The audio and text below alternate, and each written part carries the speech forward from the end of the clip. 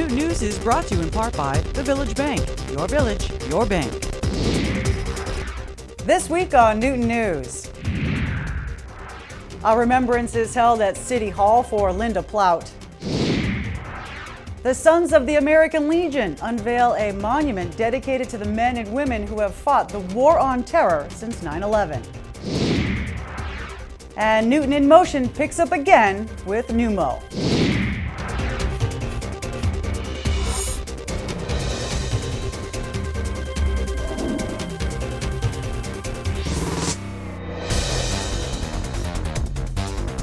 Welcome to Newton News for Wednesday, June 19th, 2019. I'm Jen Adams. Newton celebrated the life of longtime director of the Mayor's Office of Cultural Affairs, Linda Plaut, with an event she would have loved. Plout spent over 40 years organizing all aspects of culture and the arts in Newton, and on Sunday, the city paid tribute to her with music, dancing, poetry, and singing. This past Sunday, there was a special tribute to the beloved Linda Plaut in the Memorial Auditorium at Newton City Hall. The auditorium was filled with family, friends, and the countless people who've had their lives touched by Linda. Linda Plaut was devoted to Newton arts and culture, and artists and community members celebrated that devotion with performances and presentations. People came out. There was a huge crowd. There was nowhere to sit because every chair was filled. It was definitely a labor of love. A whole committee, the Newton Arts Festival, the performers, the community, the family, they all came together and they put together a lovely, lovely tribute. People had tears in their eyes. The performers sang their hearts out. Linda Plaut was one of the most beloved figures in the city of Newton and helped serve the community for over 40 years. She also developed hundreds of programs and events that will be going on for years to come. And although she will be missed, her legacy will most certainly live on. Linda's legacy will be talked about for years to come, and her influence will stay with all of the lives that she's touched, as well as the city of Newton, for not only her development of all the community events, but also for the type of person she was. Linda Plaut was an extraordinary person here in Newton for decades. She made joy and music and art come alive and said yes to everyone who wanted to do something creative here. She was amazing. We miss her. I think she is a permanent legacy. She's touched so many of us, and her grace lives on in us. There's so many artists who will continue to perform here and say yes to whatever needs to get done to bring joy to people here in Newton. It was the way that she touched so many people, generations and generations, through all her programs, from Time for Partners through Sunday night concerts on the Newton Center Green. She was absolutely everywhere. 4th of July, Harvest Fest, Spring Fest, she was there. And Linda, we still love you, we remember you, and we hope that your legacy will endure forever. This event was a beautiful way to pay tribute to a woman who left a lasting impact on so many people. Ryan Caveney, Newton News, Newton Center. The Sons of the American Legion Post 440 unveiled a monument to honor the men and women who have fought the war on terror since 9/11. Ryan Caveney has the details. On Monday evening at the American Legion Post 440, there was an unveiling of a special new monument dedicated to the brave men and women who have fought the war on terror since 9/11. The people of the Newton 9/11 Memorial Committee originally came up with the idea for this new monument, and together with the Sons of the American Legion, made it happen to create this beautiful new memorial. We have two very active groups in Newton, led by two ladies who are very strong and very dedicated to doing what's right. Names of Sandy Young and Virginia Gardner. And we worked together to get this. They had the idea, quite frankly, and the concept, brought us in, we helped shape it a little bit, and we also provided the land for it to be placed on. That's how it came about. I thought it would be a good idea, and Ginny and I discussed it, and we thought it would be a good idea, and we talked to Nick about it, and the three of us formed our own little committee about getting it done. And it's for men and women who've served since 2001. the ones that are still living and the ones that are deceased. It's for both. And we just want to show how much we appreciate all they're doing to keep us safe. And now this global war on terror that has gone on for almost 20 years, children that never knew about 9/11 are serving in our military and fighting to keep us safe so we can have things like this. We can feel safe gathering here in front of this stone. When I heard taps and saw Mike Mazzola looking at the flag, standing at attention, I thought this is what it's all about, respecting, honoring, and loving our military and our first responders. It went well. It was short, it was sweet, it was right to the point. The remarks by the two ladies were outstanding. Sandy on the benediction and Virginia with her soliloquy there. So it was good. It was a great team effort, quite frankly. Teaming up with these two ladies is always a positive outcome. It's important we never forget that awful day in history, and now this new monument will remind all of us of the men and women who have and still are fighting the war on terror. Ryan Caveney, Newton News, No Nantum. There's a new ride in town, and it's especially for seniors 60 years or older. This week, Newton and VIA partnered to officially launch Newton in Motion, or NewMO. This on-demand ride share will provide seniors with a reliable ride to and from various destinations, primarily in Newton. Here's more from the mayor's press conference. Newton in Motion has launched a new ride share that is available for seniors 60 and older and replaces the older Nexus ride. Partnering with VIA, NewMO as it's called, will allow senior residents to grab a ride on demand via phone, computer, or an app to various locations throughout Newton and beyond for activities, medical appointments, or lunch at a very reasonable price. Either 50 cents, $3, or $5, depending on your particular financial circumstances. There are currently 4 NewMO vehicles available to provide rides, and more may be necessary. But it's just the beginning of promoting an age-friendly community. So transportation is one of the key vehicles, pun intended, for community engagement. And it's a key domain in the World Health Organization's age-friendly efforts. Keeping people engaged and contributing to their community. Why should somebody have to say no to a friend when they ask them to come to have lunch in Newtonville? Or say, are you available 3 days from now? Why should somebody say no when they want to volunteer at City Hall or in other numerous city departments? Transportation is the key hurdle regardless of what age or what income bracket you fall into. And Newton proudly has taken that step to make that hurdle lower for the older adult population. But this is just the beginning for NewMO. Expansion is possible in the future. It will be very exciting to see, can we expand this to other age groups? How does the financial model work? How does the transportation model work?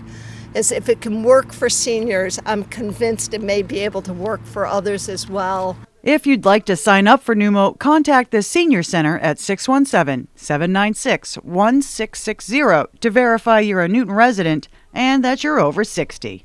Jen Adams, Newton News, Newton Center. The Socioeconomic Development Foundation of Boston held its first Newton Universal Legendary Awards and Newton Entertainment Awards, recognizing the many talented people and organizations in Newton and beyond. Gina Levine has the story. On Saturday, June 15th, the Socioeconomic Development Foundation of Boston put on the first ever NEWLAs, an award ceremony to honor those who have made a tremendous impact in the arts in the city of Newton. This award ceremony was part of the Newton Festival of the Arts and was put on in memorial of Linda Plaut. Very, very important for our community to recognize the talent, the excellence, the people who have put their lives, who have put their talent and shared their hearts with our community and the world. And I really salute Errol Ford from Socioeconomic Development of Boston for getting this idea and for bringing it to life. There was a wide variety of talent shown at this ceremony, ranging from children to adults. The talent displayed was of music types of many different cultures and backgrounds. Chris Pitt discusses the significance of this event and how he is happy to see Newton putting on an event like this. I'm very pleased that they're having an event which recognizes talent and people who have contributed to making the arts flourish in Newton. Many people in attendance were pleased with the way the award ceremony went and were happy with the talent displayed. I was quite surprised by this ceremony, especially by the lovely entertainment that was so professional. And the dance was just lovely, and the singers were really, really good. So I was very happy with it. Yeah, I thought the ceremony was fantastic. And like Barbara, I was surprised at the level of professionalism of the singers and dancers and entertainers. It was terrific. This event will take place yearly and will have new talent displayed at it each time. Gina Levine, Newton News, Newton Center. Joining me in the studio are Tony Award-winning Broadway producers and Newton residents, Candy Gold and Henny Koenigsberg. Their musical Hadestown, which follows the mythical quest of Orpheus to overcome Hades, won 8 Tony Awards, including Best Musical. Congratulations to you both. Now, Candy, this has been a long time coming for you. I know you've been talking about it with me for a while. Love theater, love the process. Waited a long time to have a show that was this amazing. I've been nominated a couple times, but we had a good feeling. We knew we loved this show. We knew audiences loved this show. And it was a nail biter, but we did it. You did it. Yay! Now, Henny, this is not your first Tony Award. No, I'm a little superstitious, so please don't ask me how many, but I will tell you it's more than 5. But Okay. Each one is really special and unique. So I will say this was particularly special, and to share it with Candy and the other folks in our group was really pretty wonderful. Let's talk about the beginning. How did this musical come about? Like, what brought it to your attention? About it first, So independently of each other, yeah. this, first of all, correct. I did hear about it a couple years ago. I was involved in a musical called The Band's Visit, which won the Tony Award last year. And it was up against this little musical called Hadestown, which had first come to the New York Theater Workshop a few years ago.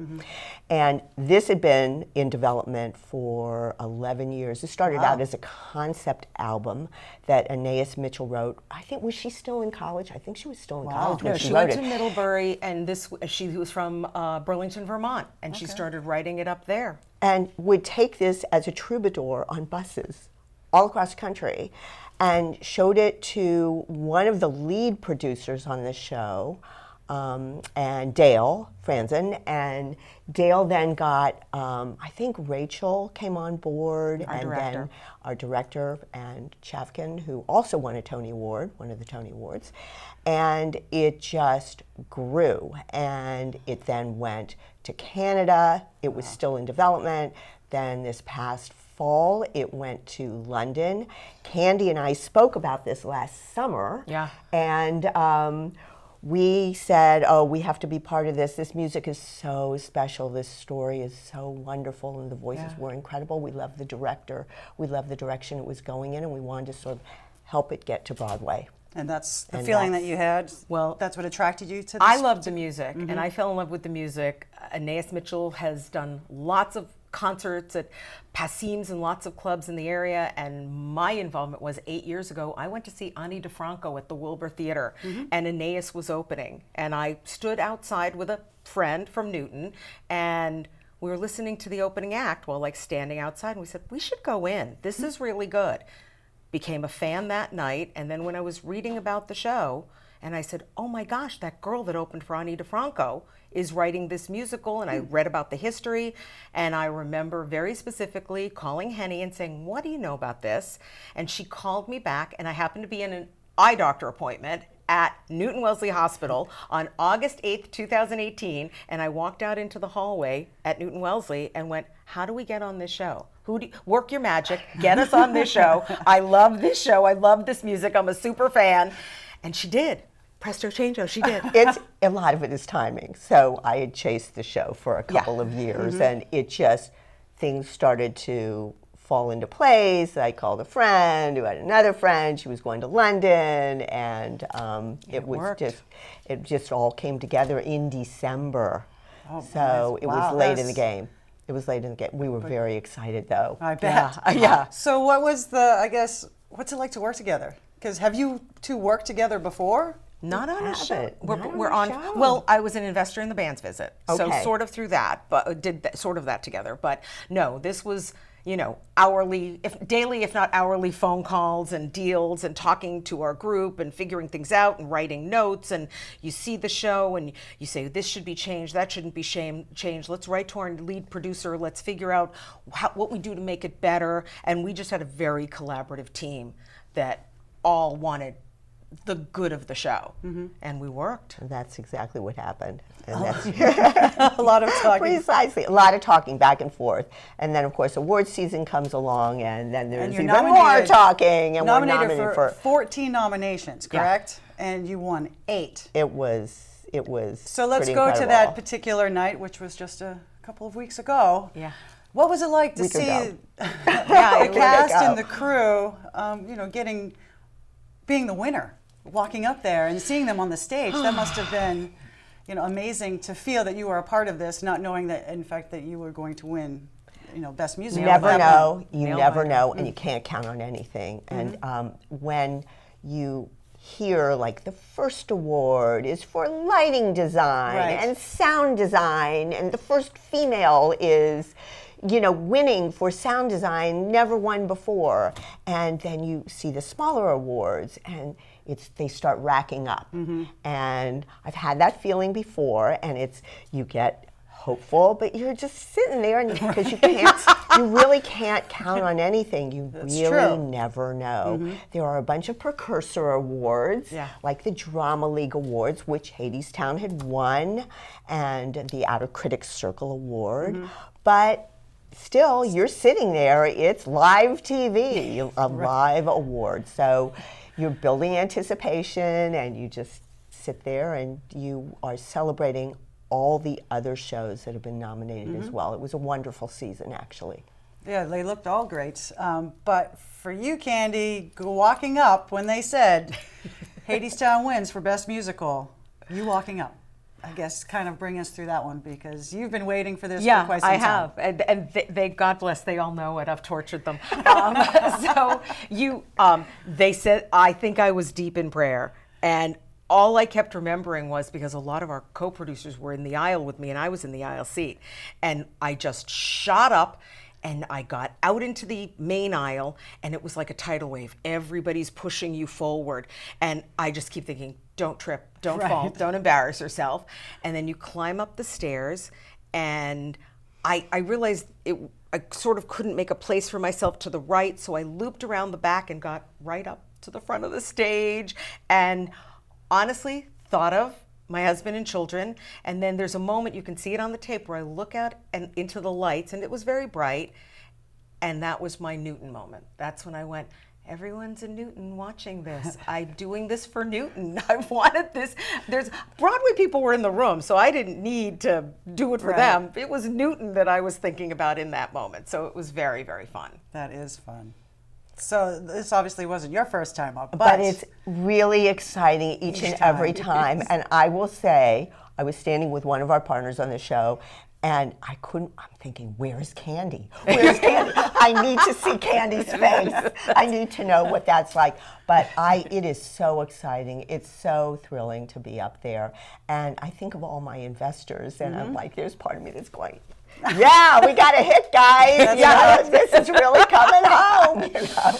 And there's something really quite wonderful about going back to your investors saying, this is a financial success, and this is wonderful. And that is it's a bottom line. For me, it's a bottom line, and for them, and it's exciting. And you know, there's validation that happens each and every time that you're up there, and it's terrific. And these people who worked so hard, what a cast. And it was pretty unique and special that it was helmed, the entire project was helmed by women. And that's amazing. Yeah, that's pretty great. wonderful. She was the only female, Rachel was the only female director nominated this season. Wow. Which, that's kind of You thought we had come a little bit further than well, that. She mentioned that in her speech too. Yeah. The importance of that. Yeah, that's pretty amazing. important. Yes, very important, actually. It was. All right, so now that you've finished this part, what's next? What's on the plate now? Well, I have a show that is opening in the fall that we did at the American Repertory Theater in Cambridge, and it's called Jagged Little Pill, based on the music of Alanis Morissette. So another real music-forward show, which I love. And then I'll do whatever Henny tells me to do. Oh no, stop, Candy. That's not true. I'm looking. Looking. So I'm you're on the phone all the time. very careful all the time. I'm going to see a new show in development this weekend. I've been looking at new shows. I really look at shows now, and I have to evaluate their artistic merit and then if it's something that I think holds that kind of merit and interest for me, I take a look at the financials, the structure, who the general partners are, who the general management is, and if that makes sense, then I think about the commercial viability of the show. Because if it's going to Broadway, that's really commercial. Yes. That's different than off-Broadway, where you can be more experimental. And I have to know who is the target audience. Because that's changed over time. Very much so. And we're finding more and more that millennials are speaking louder than ever. In fact, on Hadestown, we find that the millennials adore this show, and they go to see the show, and they get out of the show, and at 11 o'clock, they get right back into the rush line and sleep all night. Candy has pictures I do. of them sleeping out there, getting tickets for the next day. That That's demographic that's has been huge. largely That's responsible for the show's success. Usually you think of a demographic in theater as being sort of an older woman that, has some financial disposable income to be able to go to theater. But this show started with the enthusiasm and the support of the millennials, and then their parents went and their friends went, and now it's all the doors are open, and that's And I'm halfway kidding, but Henny's approach to producing sort of is what a lot of us standard, think about, and she's talking about getting involved with the team and the producers and the leads and looking at the numbers. I have not really done many blockbusters because for me the budgets were just too big, and so I have sort of made some good decisions with Dear Evan Hansen or Jagged Little Pill or Hadestown to be in a medium budget show that was going to maybe recoup its investments a little bit faster than some of the big blockbusters that maybe have staying power for 20 years to come or 50 years to come. But I knew that this would be financially sound and better for my income bracket to do that. Well, it's amazing, and congratulations again, ladies. That's amazing. Thank you. And especially Candy. I know, Candy, you've had more than 5. We're not going to give the number, but because I've more than 5. That's right, more than 5. But I know that Candy's been waiting for a long time. But also, my co-producers were like, if she doesn't win, we will never hear the end. It was the truth. That was true. That was totally true. I believe that. Well, congratulations again, ladies. Thank you, Jen. Thank you for coming on. And Newton News will be right back. Dinner at my house. Delicious jarred sauce. Time to recycle. Bam. Oh no, Dana! Where'd you come from? I'm your recycling person. Oh gosh, it's gotta be clean. What? You can't recycle. Oh no, Dana! You're putting it all in a plastic bag. Yes, clean cardboard. Oh, look at you've got all this squishy plastic. You know what it does? What? It jams up all the machines. How about this stuff? Can't go in your recycling. This you can take back to your grocery store, but not in your green cart. How about what I put the recyclables in? Absolutely not. No plastic bags.